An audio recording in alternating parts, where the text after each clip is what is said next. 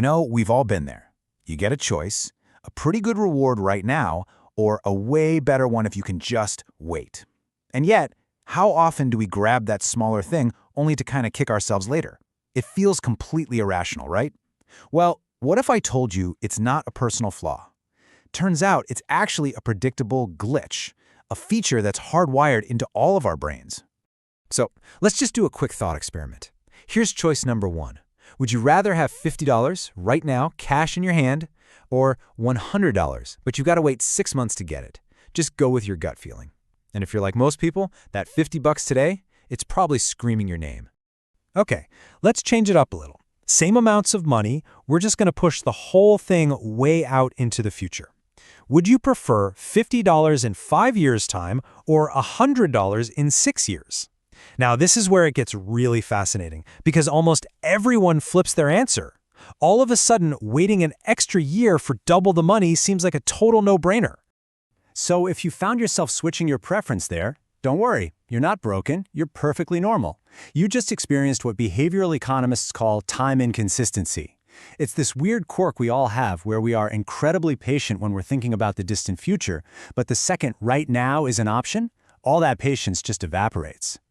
So what's the deal here? Why does our brain treat the exact same 1-year delay so differently depending on when it starts?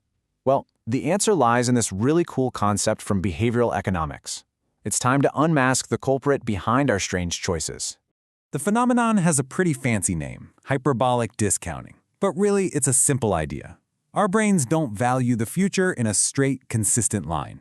Instead, the value of a reward basically falls off a cliff in the immediate future, like between today and tomorrow, and then the decline gets much, much more gradual over time.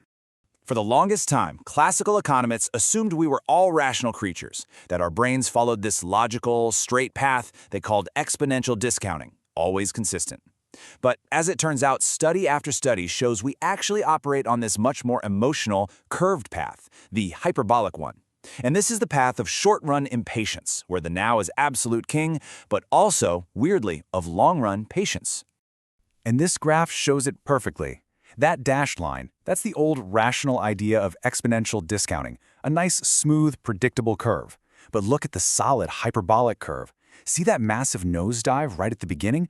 That is your brain screaming that a reward tomorrow is worth so much less than a reward today. That's the time warp in action. This quote from a Stanford study really gets to the psychological heart of it all. See, this hyperbolic discounting creates this emotional gap. Our future self feels so far away, so abstract, that making a sacrifice for them today feels less like saving and more like just giving your money away to some stranger you'll never meet. Now, this is way more than just a quirky brain feature. This mental glitch has massive, real-world consequences for our finances, our health, our whole future, really. So let's take a look at the very high cost of now. Think of it this way. The present moment is like a powerful magnet, constantly pulling us away from our long-term goals. This intense pull, this preference for right now, is called present bias. And it's a huge reason why so many of us have such a hard time with our finances. And the stakes here are incredibly high. A McKinsey report found that a staggering 2 out of every 3 early baby boomers don't have enough saved to maintain their lifestyle in retirement. This isn't just a small problem, it's a massive, looming crisis, and it's driven in large part by our brain's natural tendency to just focus on today. So where else does this pop up in our lives? Oh, pretty much everywhere. It's the reason we keep putting off starting that retirement fund. It's why credit card debt seems to pile up for stuff we wanted immediately. It's even why we promised ourselves we'll start that new diet or workout plan on Monday, but then Monday comes, and that future reward of being healthier just feels way too distant compared to the immediate reward of hitting this snooze button. So, does this mean we're just doomed to always give in to our impulses? Not at all. In fact, you probably already outsmart your future self without even realizing it. We do this with something called a commitment device. It's basically any choice you make today to lock your future self into doing the right thing. Like setting up an automatic transfer to your savings account the minute your paycheck hits, before your impulsive brain even has a chance to spend it. And this brings us to what I think is the most exciting part. Since we know what the problem is, can we actually hack our own brains for a better future? Well, let's look at some absolutely fascinating science-backed ways to do exactly that. So remember, this whole problem stems from that disconnect, right? That lack of connection with the stranger who is our future self. So, what would happen if we could make that future self feel real? What if we could actually meet them? Well, researchers at Stanford did just that. They took pictures of college students and used software to create these incredibly realistic, age-progressed 3D models of what they'd look like around age 70. Then, using immersive virtual reality, they had these students literally come face-to-face and have a conversation with their future selves. And the results were just incredible.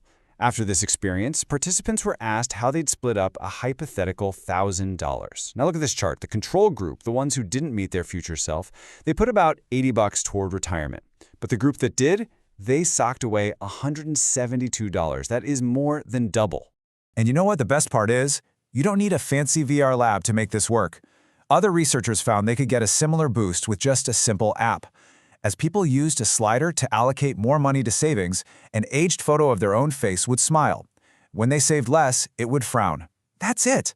And even that simple feedback was enough to get people to save significantly more. Okay, so what if, instead of fighting our brain's glitch, we could actually use it to our advantage? That is the absolutely brilliant idea behind a program called Save More Tomorrow.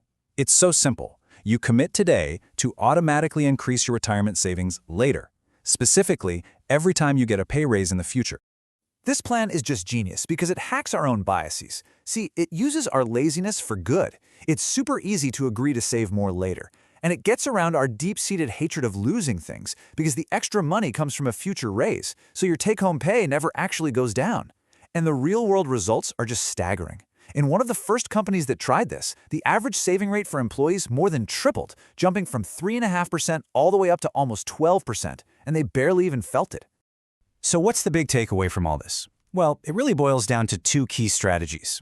First, we have to find ways to make the future more vivid, to build a bridge to that future self. And second, we have to rig the game in our favor. We have to make the good, long-term choice the easy, automatic default option. We've seen the science, we've seen the solutions. So the final question, really, is for you.